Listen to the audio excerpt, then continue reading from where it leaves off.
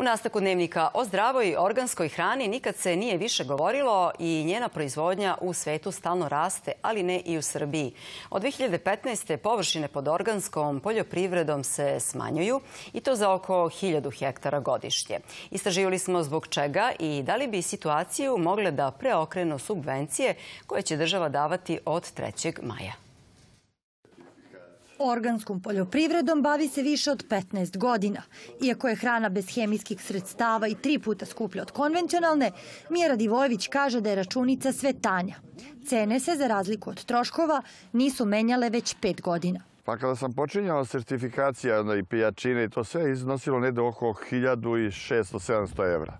Danas to sve iznose negde skoro 8000 evra. Već smo se delimično nekih stvari u sertifikaciji odrekli, a onda najgore što se moramo odreći proširenja proizvodnja. I dok broj hektara pod organskom proizvodnjom opada, raste broj poljoprivrednika koji se time bave. Razlog je grupni sertifikat, gdje troškove dozvola snosi organizator proizvodnje.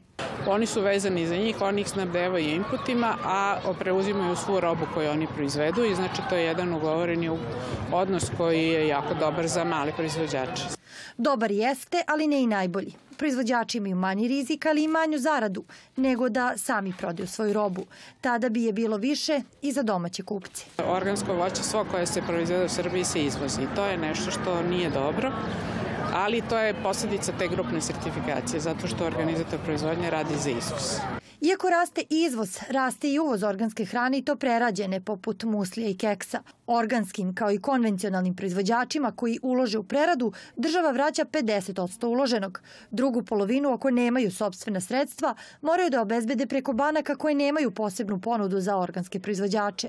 Pomoć koju im pojedine banke daju, tretiraju kao društvenu odgovornost. I u odnosu sa bankom i u odnosu generalno sa društvom imaju jedan odnos, jedan pristup od koga bi mogli svi nešto da naučimo. Izabrali su teži put i samim tim imaju neku mnogo veću vrednost i opravdano traže mnogo više pažnje i zaslužuju mnogo više pažnje nego što generalno dobijaju.